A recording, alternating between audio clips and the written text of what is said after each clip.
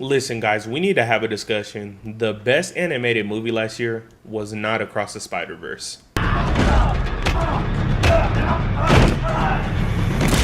What's going on, ladies and gentlemen? It's your boy Kels on the channel doing a special video for you all because I feel like this is something everybody needs to watch. This is something everybody needs to know. Now, the first slam dunk just released on Netflix, I'd say like 2 or 3 days ago, late August. And I implore all of you guys to watch this movie. In my humble opinion, it's the best animated movie last year. But the fact that it's on Netflix now gives me all the right to say that you need to go watch it. The release of this movie was so weird. I'm pretty sure it like debuted at like either like a film festival or in Japan in late 2022. Yes, that's right. 2 years ago, this movie debuted. And then it didn't hit US theaters until like summer 2023, I think like July, August area. I think Chris Stuckman made a review and I think he got to actually see the movie in theaters around that time. The only problem is it released in very select theaters and the marketing here was pretty bad, so nobody really knew about it, including me. It took me watching Chris Stuckman's review to really see it and know about it. But I already knew about the slam dunk anime. Now, I had watched the slam dunk anime like a while ago, back when I was watching like early DBZ. I was watching Dragon Ball and stuff like that. And it kind of left my mind. But I mean, it never popped up on any of my timelines, any of my feeds or anything. So there was no way I could have known about it unless I literally, one, was looking at slam dunk anime at the time or just simply searched up the first slam dunk. Now, in my opinion, it's the best animated movie last year, beating out Across the Spider-Verse. Oh no! And the thing about it is, I don't think this movie could have even gotten all the love at award season. The movie released in the US in 2023, so it probably would have had to get some award looks this year in 2024, but at the same time the movie released in Japan in 2022, so it could have gotten some award looks last year. But again, I feel like the weird and iffy release of the movie really like made the chances of it getting more awards and being looked at for more awards really slim. So let's actually talk about the movie and then I could get into my thoughts on why exactly I think it's the best animated movie last year. The movie follows Ryoto Miyagi. He is a point guard. I think he's like a freshman or a sophomore going into Shohoku High School in Japan, and he's looking to make a name for himself.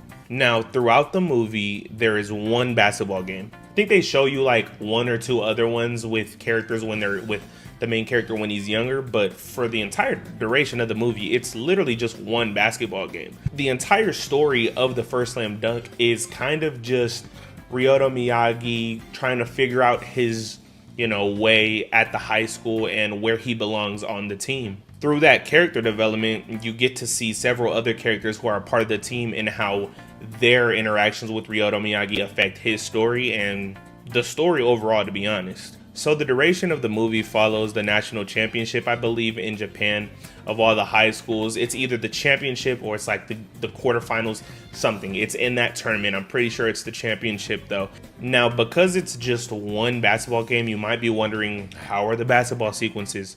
Well, as somebody who has played 10 plus years of basketball in his life and grew up heavily in a basketball family, the basketball sequences in this movie are the best I have ever seen in any film, whether it be live action or animation. Are you dead ass, Ed Bowie?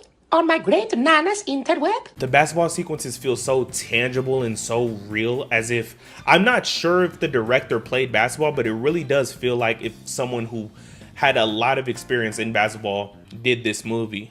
Now, for some people, the basketball sequences might just be like pretty good, but I do feel like if you've played basketball at, not the highest of levels, but at a competitive level, or if you just watch basketball a ton, I feel like this movie is going to hit you even more. The basketball sequences literally speak so much to me and what I've experienced in terms of basketball, in terms of playing in a real game, the issues that you face, all of the stuff that you go through in regards to your opponent. It truly feels like a real basketball game. And to go along with the amazing basketball play, you have this animation that is just amazing. Now, don't get me wrong, it's not Spider-Verse level animation where you're seeing a bunch of different frame rates and different styles of animation on the screen with a bunch of colors and amazing cinematography and stuff like that. But the animation in this movie is really good, and I gotta be honest, by far the best use of 3D CGI animation that I've ever seen. The animation is kind of this blend between 2D and 3D. It's got these sequences that feel like they're straight out of like a Studio Ghibli movie, and they're like 2D hand-drawn almost. And then you got most of the basketball sequences, which are like 3D mixed with 2D. It's like 3D character models and 2D character faces and lines and stuff like that, and it doesn't, I feel like the 3D helps the basketball sequences so much more because it puts the characters in this 3D space and it makes the game feel much more like it's on the basketball court. It makes the characters kind of play in this 3D space, and it makes the basketball game feel so much more realistic. To go along with that animation, you have some amazing sound design. It legit feels like I'm watching a real basketball game and it just got converted to animation. The sound design is so good in this movie. You can hear every single dribble. It echoes around like you're actually in an auditorium. The wood that the ball is hitting off of feels so realistic. The way that the shoes squeak and the characters kind of give their grunts and stuff. Everything about the basketball sequences in this movie was absolutely perfect. If you're a basketball fan, I implore you to go watch this movie ASAP. It's the best basketball movie I've ever seen, period. And yeah, the basketball sequences are cool. The animation is amazing. The premise of the storyline is really good. How's the music? The music is absolutely amazing. The music is done by a band called 10 Feet. I remember seeing a music video that they made for this movie before I even watched the movie, and I was already jamming out. I was like, this song slaps. The music is this combination of like soft piano, almost like a Ghibli movie, mixed with like this hard rock and thumping bass, and it's so good, especially during the real tense basketball sequences. The music just takes the entire scenes up to a whole nother level. With all of that being so good, I think the main thing that wowed me the most when it comes to this movie was the emotional story. I mean, the story has so much emotion packed into it, and I just could not have expected it. I expected to walk into this movie and just really love all the basketball and, you know, kind of be high on the movie for that as a basketball guy. But the movie gave me so much more than that. The movie gave the main characters so much to chew on, not only in terms of character development, but just in terms of raw storytelling. The movie is about the main character and his experiences with some other characters and his experiences in life, and you can feel every bit of it. There's even some aspects of his story that really resonate with me as a basketball player. I just gotta be honest, at this point, Ryota Miyagi is one of the greatest characters of all time on the greatest high school basketball team of all time. I mean, what they make the main character go through is some really awe-inspiring stuff, and you have some sequences in here that are just gut-wrenchingly sad, and so some parts in this movie that honestly could make a grown man cry. Miyagi's story is filled with so much depth, and the way that other characters kind of fold into his story is also done so well. It's done extremely well. I mean, you have beloved characters like Sakuragi, who I remember from the Slam Dunk anime.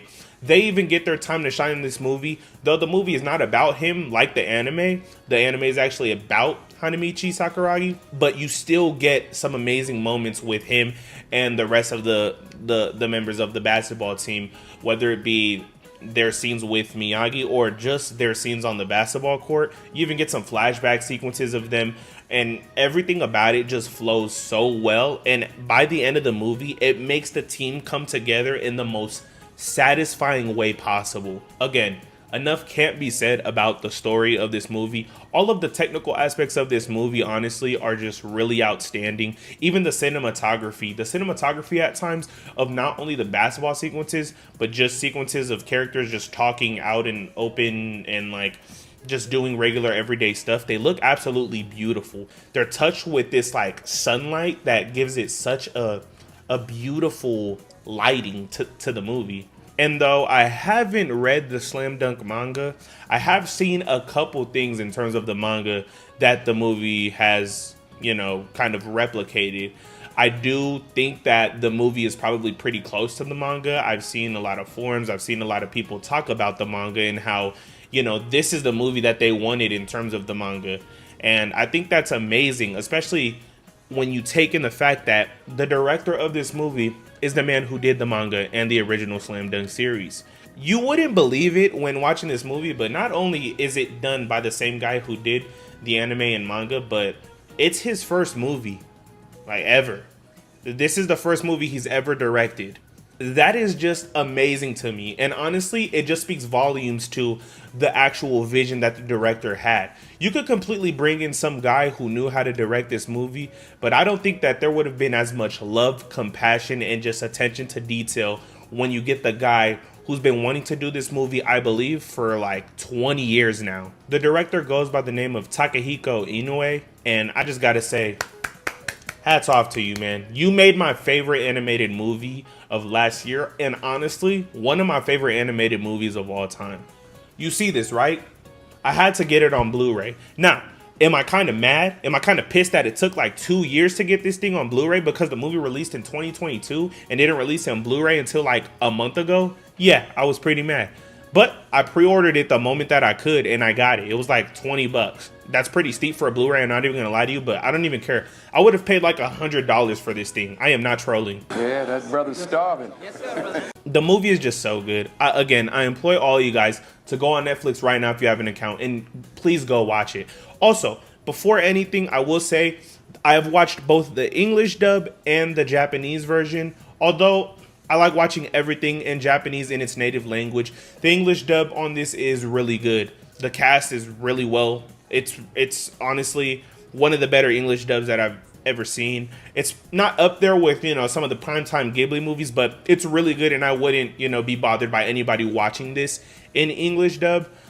But again, my preferred version is to go with the Japanese with the English subtitles. But I mean, if I gotta show somebody this movie and I gotta put on the English dub, I wouldn't be mad at all. You guys need to go watch the first Slam Dunk. There's not enough times that I can tell you, honestly.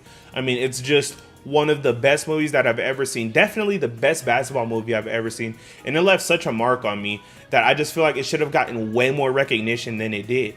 Also, when it comes to award season and stuff like that, this movie should have been taking all of the awards. But, you know, that's just my opinion. I would implore you to go make your own on the movie. This movie just did so much to me, not only for like a guy that loves basketball and is a basketball player, but just a guy who just loves animated content and wants to see the best out of it.